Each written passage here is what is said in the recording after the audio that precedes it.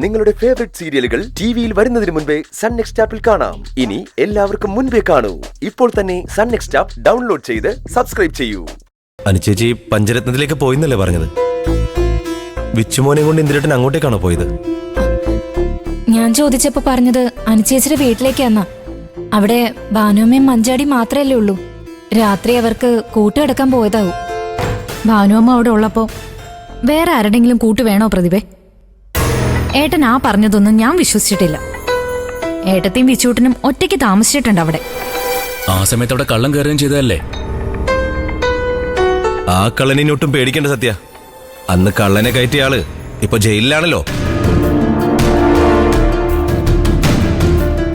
എന്റെ സോനെ, മഞ്ചാടിയ ഭാനുമ്മയെ മാത്രം ഏൽപ്പിച്ചു പോകാൻ അനുചേച്ചിക്ക് പേടി കാണും. അതുകൊണ്ട് ചേച്ചി തന്നെയാവും ഇന്ദിരേട്ടനോടും മോനെയും കൊണ്ട് രാത്രിയിൽ അവിടെ കിടക്കാൻ പറഞ്ഞത്. അതെനിക്കറിയാം. ഏട്ടത്തി പറയുന്നതേ ഏട്ടൻ ചെയ്യൂന്ന്.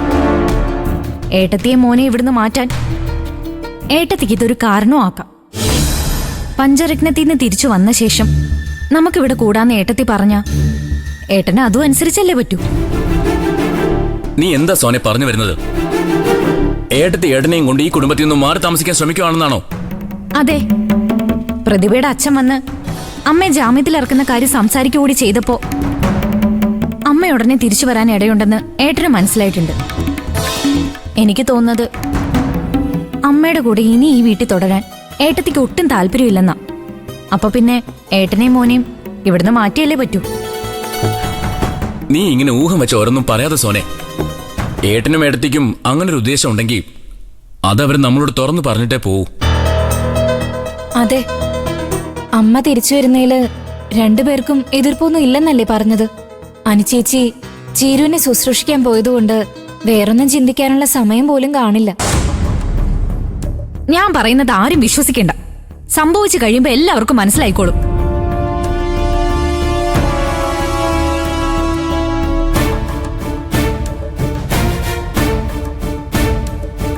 അമ്മയ്ക്ക് ഉടനെ ജാമ്യം കിട്ടുമെന്ന പ്രതീക്ഷയില്ല സോന. ആര് പറഞ്ഞിട്ടാണോ എന്തറിഞ്ഞിട്ടാണോ എന്നൊന്നും എനിക്കറിയില്ല. ഇനി അഥവാ അമ്മ ഇങ്ങോട്ട് വരികയാണെങ്കിൽ എങ്ങനെയാണ് ആ സിറ്റുവേഷൻ കൈകാര്യം ചെയ്യേണ്ടതെന്ന് നമുക്ക് ഇന്ദിരേട്ടനായി ഒന്ന് ഡിസ്കസ് ചെയ്യണ്ടേ സത്യ? ജാമ്യം ശരിയാകുമ്പോ നമ്മൾ അറിയില്ലേ ശ്യാം. അതപ്പോ ആലോചിക്കാം. ഇപ്പോഴേ അത് മനസ്സിൽ കയറ്റി വെച്ചിട്ടെന്താ? എന്തായാലും അമ്മ ജയിലിൽ നിന്ന് ഇറങ്ങിയ നേരെ ഇവിടേക്ക് തന്നെയാ വരുന്നേ. വരണ്ടെന്ന് പറയാൻ നമുക്ക് അവകാശമില്ല. അപ്പൊ പിന്നെ വരട്ടെ. വന്ന ശേഷമുള്ള കാര്യം വന്നിട്ട് ആലോചിക്കാം.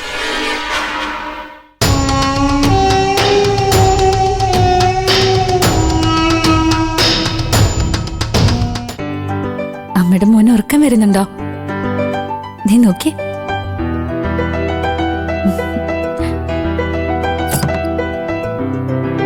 കുട്ടാ, ഇവിടെ നോക്ക്. അമ്മയെ നോക്കടാ. ചിരു, മോനെ ഇങ്ങോട്ട് കടത്താം. ഇല്ലെങ്കിലേ നീണ്ടു നിവർന്ന് കിടക്കാൻ പറ്റില്ല. മോനുണർന്നാ ഞാൻ എടുത്ത് നിന്റെ അടുത്ത് കിടത്തി തന്നാ മതിയല്ലോ. അത് ബുദ്ധിമുട്ടല്ലേ ചേച്ചി? ചേച്ചിക്ക് ഉറങ്ങാൻ പറ്റുമോ? അത് കുഴപ്പമൊന്നുമില്ല. ഓ, നിനക്കാ ഇപ്പൊ റെസ്റ്റ് വേണ്ടത്. ഞാനും അമ്പിളിച്ചേച്ചിയും നിന്റെയും കുഞ്ഞിന്റെയും കാര്യങ്ങൾ നോക്കാനല്ലേ ഇവിടെ വന്നേ. ചിരു, ആഹാരം കഴിച്ചാലോ? ഞാൻ ഇങ്ങോട്ട് കൊണ്ടുവരട്ടെ? വേണ്ട ചേച്ചി, ഞാനേ അങ്ങോട്ട് വരാം. അവിടെ ഇരുന്ന് കഴിക്കാം. അതൊന്നും വേണ്ട. കുറച്ചു ദിവസം നീ മുറി തന്നെ ഇരുന്നാ മതി. ഞങ്ങളെല്ലാം ഇങ്ങോട്ട് കൊണ്ടുവരാം. എടീ, അതൊക്കെ പണ്ട് മുതലേ ഉള്ള ചില രീതികളാ. ശരി, ചേച്ചിയുടെ ഇഷ്ടം. അച്ഛനും രഘുവേട്ടനും കഴിച്ച ചേച്ചി? അച്ഛൻ കഴിച്ചു കിടന്നു. പിന്നെ രഘുവേട്ടന്റെ കാര്യം എനിക്കറിയില്ല.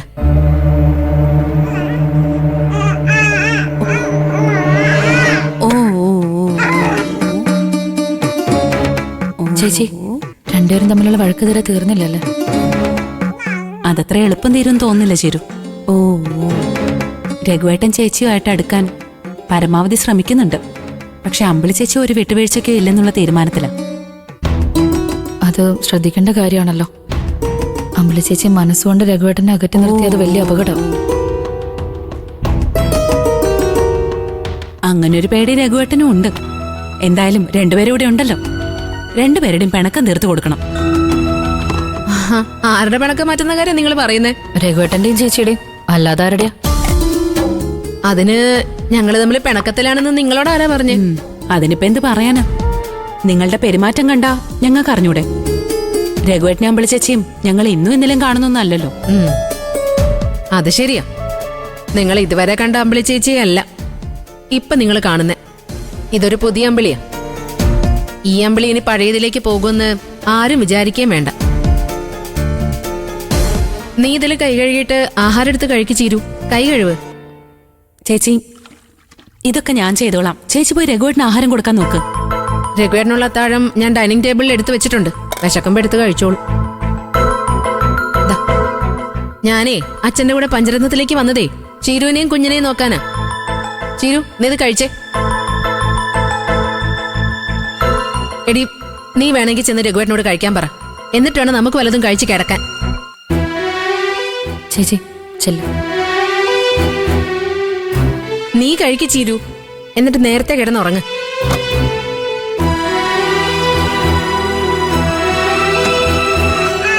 ആ, ഞാൻ നോക്കാം. നീ കഴിക്ക്.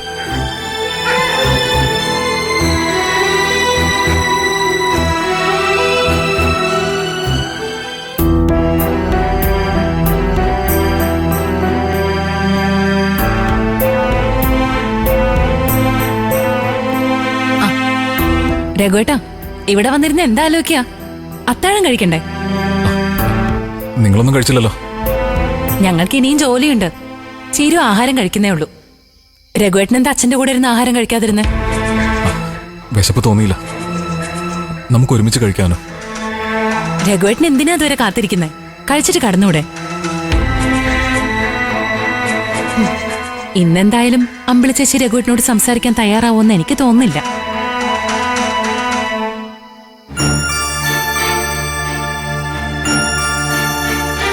അവളിങ്ങനെ ദേഷ്യം കാണിക്കാൻ മാത്രം ഞാൻ എന്ത് തെറ്റാ അനു ചെയ്ത്?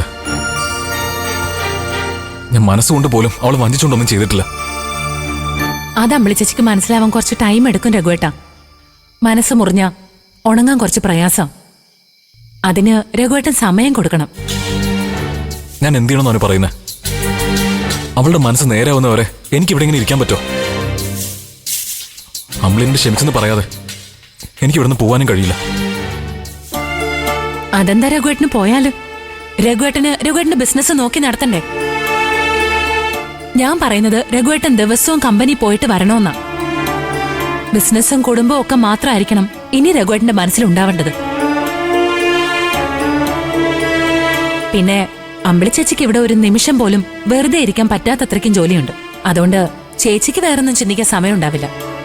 രഘുവേട്ടൻ ആത്മാർത്ഥമായിട്ട് മുന്നോട്ട് പോകുന്നു തോന്നിക്കഴിഞ്ഞാ അമ്പിളി ചേച്ചി തനിയെ രഘുവേട്ടന്റെ അടുത്തേക്ക് വരും.